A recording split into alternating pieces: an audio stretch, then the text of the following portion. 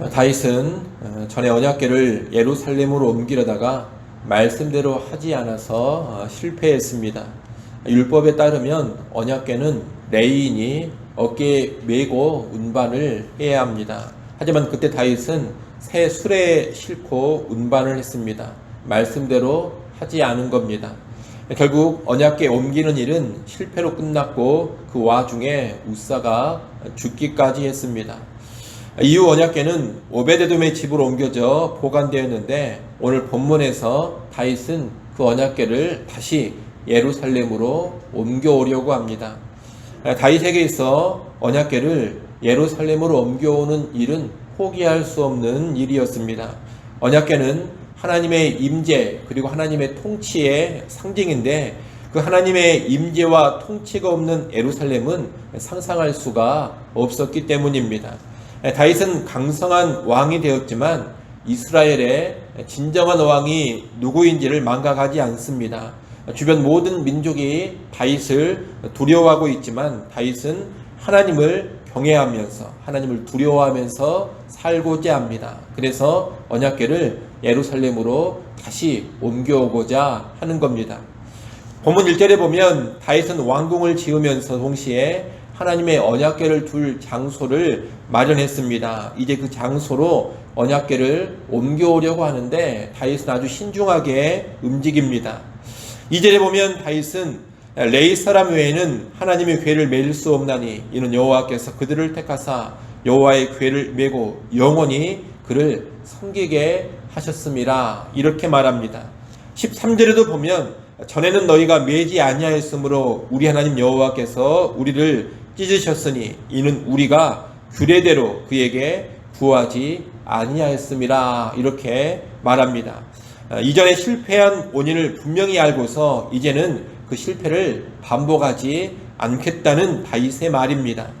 그래서 이번에는 철저히 레위인과 제사장 중심으로 말씀대로 언약궤 옮기는 일을 하려고 합니다.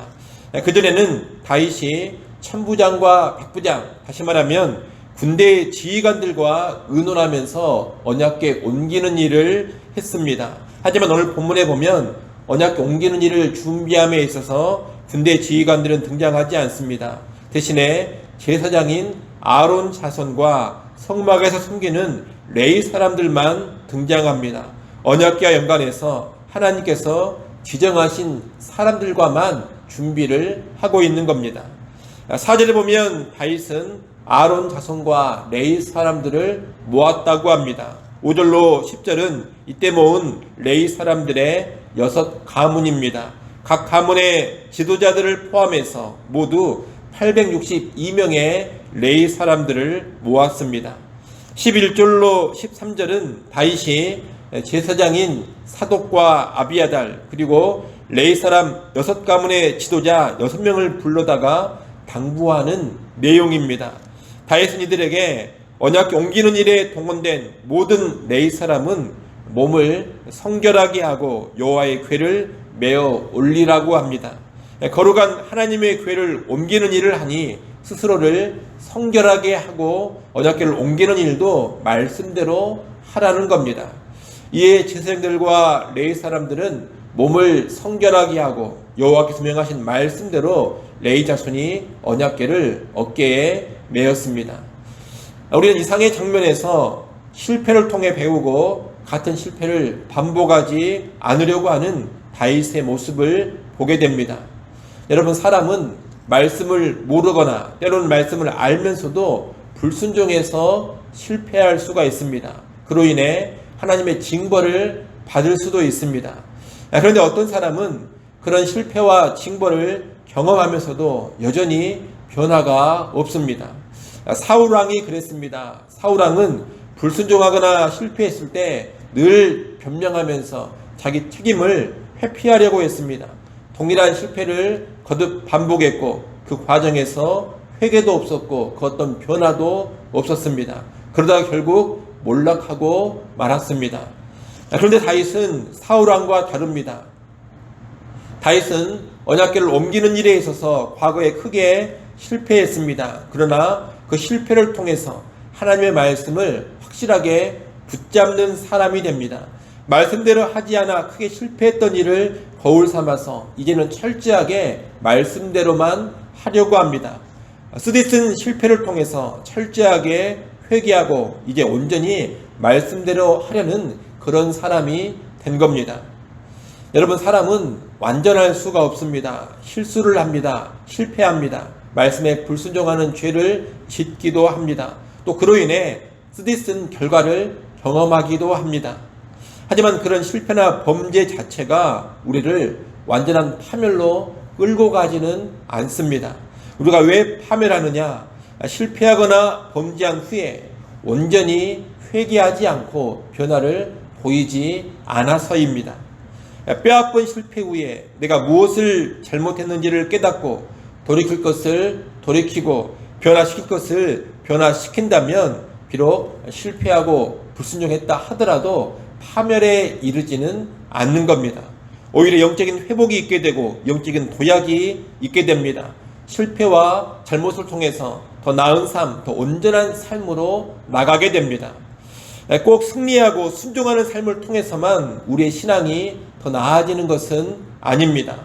패배와 불순종도 올바르게만 처리하면 그 패배, 불순종을 통해서도 우리의 신앙이 더 온전한 길로 나아가게 되는 겁니다.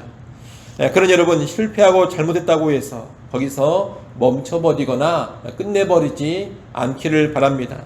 왜 실패했는지, 무엇을 잘못했는지를 세세히 돌아보고 회개할 것은 회개하고 돌이킬 것은 돌이켜야 됩니다. 새 마음을 품고서 이제는 말씀대로 행하려고 하는 그런 새로운 시도를 할 줄 알아야 합니다. 그렇게 한다면 우리의 영적인 삶이 한 단계 더 도약하게 되고 축복의 삶으로 나아가게 되는 겁니다. 아무쪼록 이런 내용을 꼭 기억하시고 실패와 불순종을 여러분의 걸림돌로만 남겨두지 않기를 바랍니다. 회개와 변화를 통해서 도약하는 그런 디딤돌로 실패와 불순종을 삼아갈 수 있는 우리 모두가 될 수 있기를 간절히 소원합니다. 기도하겠습니다.